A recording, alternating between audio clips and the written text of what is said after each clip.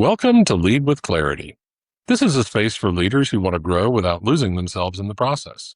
Each episode is a short reflection on leadership, influence, and the inner work that shapes how we show up for others.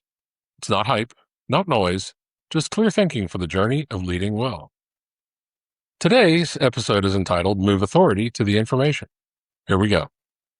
There's a moment every leader eventually faces where they realize the bottleneck in their organization is themselves. Not because they're doing anything wrong, but because too many good decisions are waiting on their attention. And by the time the information reaches them, it's often too late to matter. David Marquet said it plainly. He said, "Don't move information to authority, move authority to information." Marquet commanded a nuclear submarine, the USS Santa Fe. He inherited what most would recognize as a traditional command structure. Everything ran up the chain, every question, every clearance, every judgment call. And the ship was underperforming. Not because the people were incapable, because the system was slow. He tried something different. He stopped asking his crew to bring problems to him. He started asking them to bring intentions. Not permission requests, statements. I intend to take the ship down 200 feet. I intend to run this drill at 0800.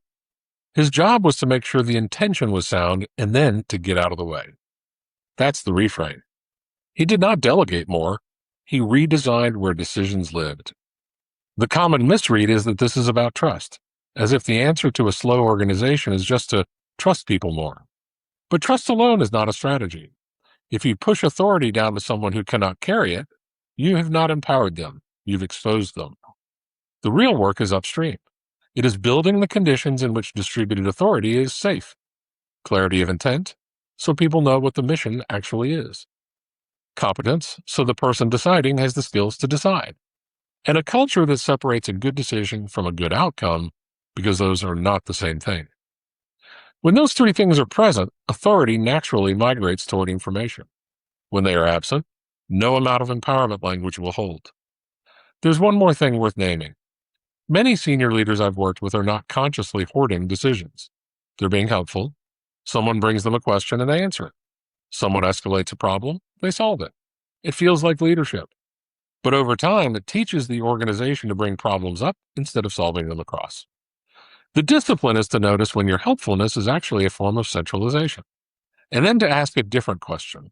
Not what would I decide here, but what would I need to see in place for the person closest to this to decide well? That question changes what you build.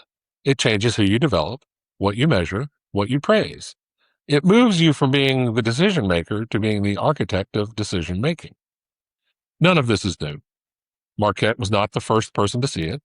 Great leaders across every generation have understood that the strength of an organization is not the brilliance at the top. It is the judgment at every level. And the leaders who last are the ones who spend their careers building that judgment, not replacing it. If you happen to be leading in an environment where the tools are moving faster than they used to, this matters even more. Information now travels at speeds no chain of command was designed for. The temptation is to funnel more of it through you because you can. Resist that. Use the speed to push authority down. The tools are only as wise as the person holding them, and the person holding them is more often than not several levels below you. Here's the reflection I would leave you with. Somewhere in your organization right now, there is information sitting still, waiting for authority to arrive. Somewhere else, there's a person with the judgment to act on it, waiting to be trusted. Great leadership is closing that gap. Quietly, consistently, long before anyone notices it is closing. That is the work.